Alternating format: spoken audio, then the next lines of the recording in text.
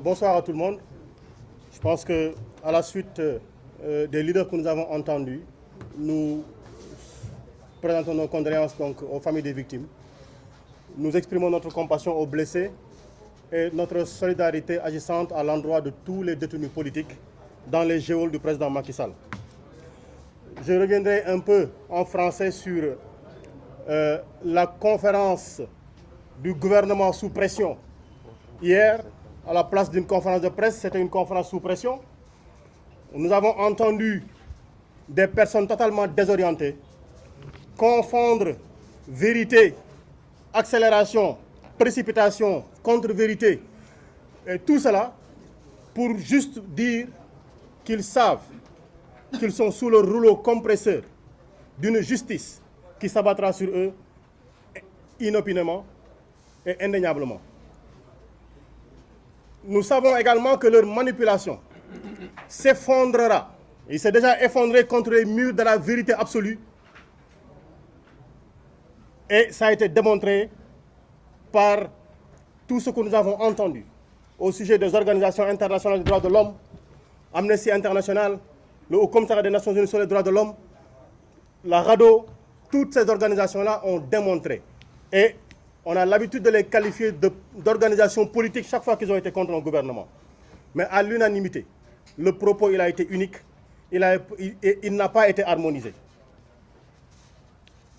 Il est simple de constater, à partir du propos de deux personnes, que nous avons totalement un gouvernement à la rue. Et cette première personne, c'est Ismaïla Madior Fall, le grand constitutionnaliste. Il a fini de démontrer qu'en dehors du droit constitutionnel, il ne connaît absolument rien du tout à la matière juridique et il l'a démontré à suffisance. Et depuis qu'il a vendu son âme en matière constitutionnelle, il ne connaît plus rien du tout.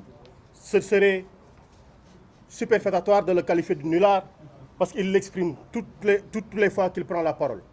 Et son propos à l'image de ce qui est contesté à l'université, il a fait un autodafé parce qu'il est en train de détruire, il est en train de brûler tout ce qu'on a enseigné dans les facultés de droit.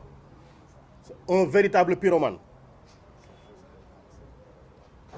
Il a déclaré dans sa conférence de presse, comme ça a été dit tout à l'heure par le brillant Ngagne Demba Touré, que tout ce qui a été dit sur le passage d'une infraction de viol à une infraction de corruption de la jeunesse, c'était compris dans l'ordonnance de renvoi.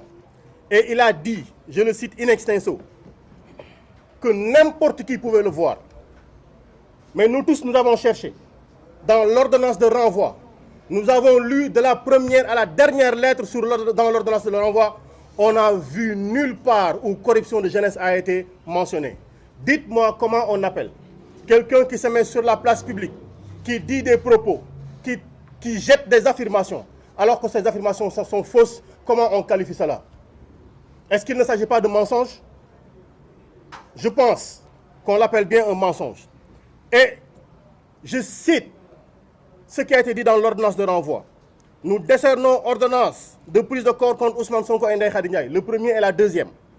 Ordonnons leur mise en accusation et leur renvoi devant le tribunal de grande instance de Dakar, statuant en matière criminelle pour être jugés conformément à la loi des chefs de viol et menaces de mort contre le premier, incitation à la débauche, diffusion d'images contraires aux mœurs et complicité de viol pour la deuxième.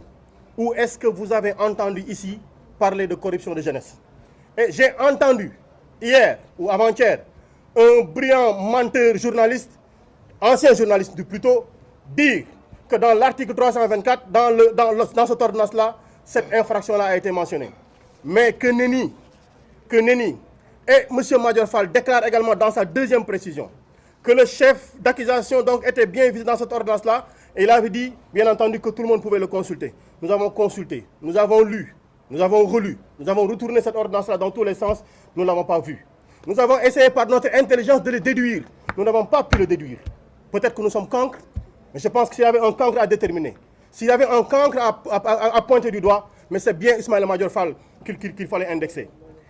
Et il ne finira pas également de montrer son incompétence. Parce qu'il a voulu s'ériger en connaisseur de la matière pénale, de la matière judiciaire, disons tout simplement. Mais il a dit, si Ousmane Sonko se constitue prisonnier, il a 10 jours pour acquiescer dans la condamnation ou non. Mais ce qui est absolument faux. Ce qui est absolument faux.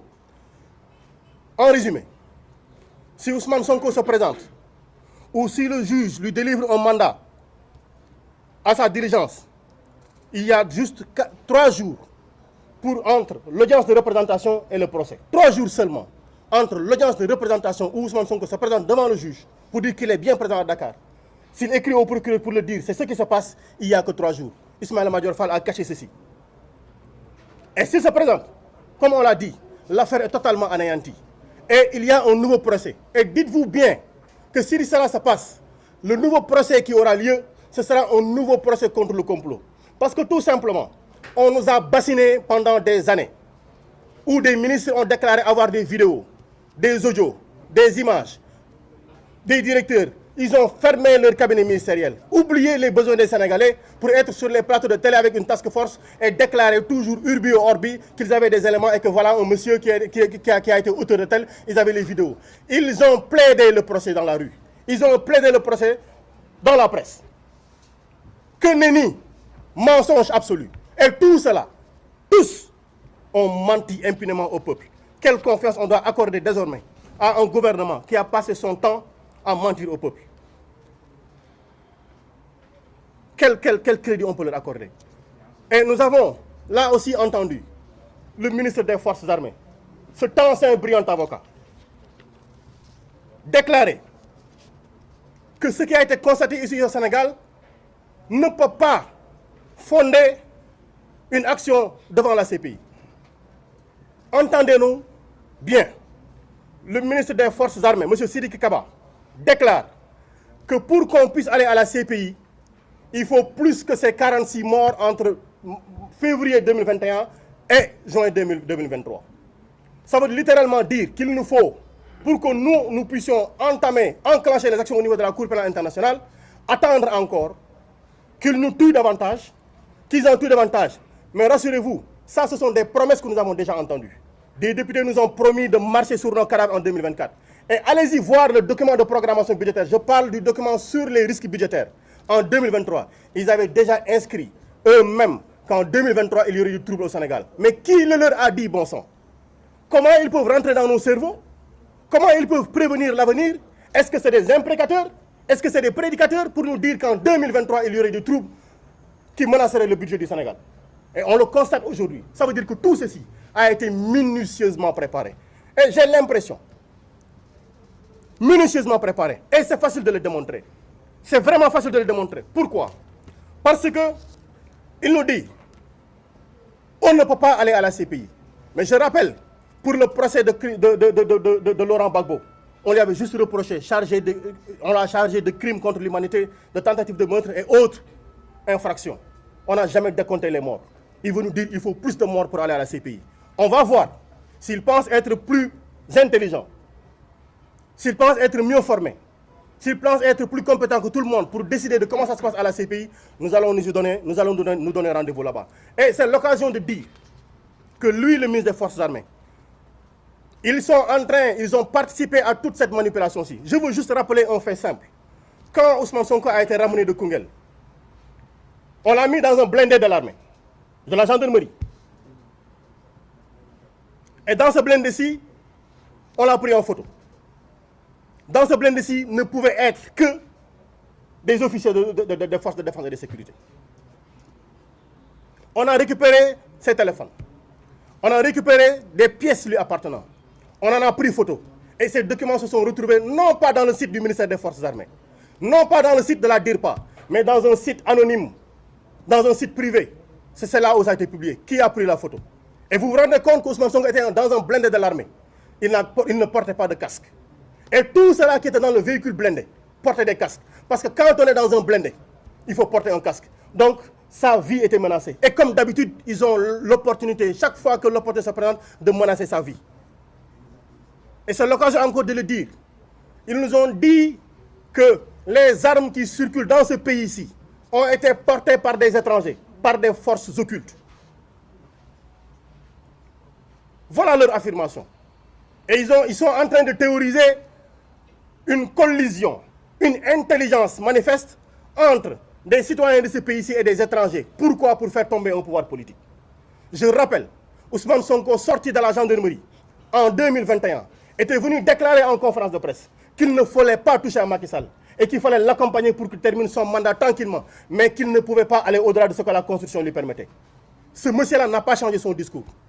Mais lui, Macky Sall, a déclaré qu'il avait 200 000 personnes pour faire sortir Abdoulaye Wade du palais. C'est quoi? Il a déclaré que si Abdoulaye Wade se posait pour une troisième candidature, la révolte contre le pouvoir devait se faire dans la rue. Il l'a déclaré. Ousmane Sonko ne l'a jamais déclaré. Aucun leader de la coalition Yewwi Askan ne l'a déclaré. Aucun militant de PASTEF, aucun militant de cette coalition ne l'a jamais déclaré. Pourquoi on veut aujourd'hui théoriser le terrorisme et vouloir avoir un champ lexical sur le terrorisme pour dire voici nos forces occultes? Et depuis lors, personne n'a été jugé pour force occulte. Ils ont pris Mamadou Seck, Ousmane Seck, un éleveur d'abeilles, un agent des impôts et domaines. Voilà ces gens-là qu'ils ont pris pour dire que c'était des forces occultes. Amidia. Voilà ce que nous avons. Et ces armes-là, il faudrait qu'on en parle. Abbas Fall, là derrière nous, a déposé pour la création d'une commission d'enquête sur le contrat passé entre le ministère de l'Environnement et la société Levy Commercial Brokers de IMA, le grand trafiquant d'armes. Notre demande a été rejetée par l'Assemblée nationale, par la majorité mécanique à l'Assemblée nationale. Nous avons demandé à ce qu'une commission d'enquête parlementaire soit ouverte contre le financement de 300 millions d'euros, 196 millions de francs pour l'acquisition d'armes, contre un bail amphithéotique de Gabi Pérez, le vendeur d'armes israélien. Notre demande a été rejetée. Voilà là où nous en sommes. Et je dis dans le contrat de Levy Commercial Brokers, il y a 1500 AK-47 qui ont été achetés. Le nombre de munitions n'a pas été précisé. Il y a 1500 fusils d'assaut qui ont été achetés avec 500 000 armes. Il y a 1500 pistolets semi-automatiques qui ont été achetés avec 500 000 munitions. Il y a 60 véhicules Hilux double cabine. Il y a des véhicules de transport de troupes. Mais dites-moi dans ce pays-ci, où vous pouvez trouver quelqu'un suffisamment riche pour aligner 20 véhicules Hilux Toyota double cabine qui coûtent au minimum 20 millions de francs. On en annule 20, on y met des nervis et on dit ça c'est des forces occultes, c'est des gens qui ont travaillé en intelligence avec l'opposition. Qui a les moyens de financer ces véhicules-là? Vous-même, vous roulez dans Dakar avec un véhicule non immatriculé, vous faites arrêter par la police. Des gens circulent dans des véhicules blancs, Toyota Hilux double cabine, bien identifiés, sans immatriculation. On ne les arrête pas, ils transportent des hommes qui sont armés. Voilà ce que nous avons aujourd'hui. Et on veut retourner ceci. Contre qui? Contre le peuple. Mais je dis, si la justice a choisi son camp, si une certaine justice a choisi son camp, je précise bien, si une certaine justice a choisi son camp, on rappelle simplement que la justice est rendue au nom du peuple. Et le peuple est désormais debout parce que c'est lui le maître absolu de la souveraineté. Et il a décidé d'exprimer sa souveraineté. Le complot est tombé. Le complot est tombé. Mais ils sont là en train de faire les derniers soubresauts d'un gouvernement vraiment sous pression. Ils ne savent plus où donner de la tête. Et c'est là où ils sont encore plus dangereux. Les crimes vont continuer. Les menaces vont continuer. Les coups de fusil vont continuer. Ils vont continuer à nous taper dessus. Mais qu'ils sachent, comme on l'avait dit, nous avons donné notre vie au Sénégal. Nous avons donné notre compétence au Sénégal. Nous avons donné notre engagement au Sénégal. S'ils pensent leur détermination plus forte que la nôtre pour imposer la justice, un Sénégal de développement, ils se trompent lourdement. Merci beaucoup. Merci, Monsieur le Président. Il reste 3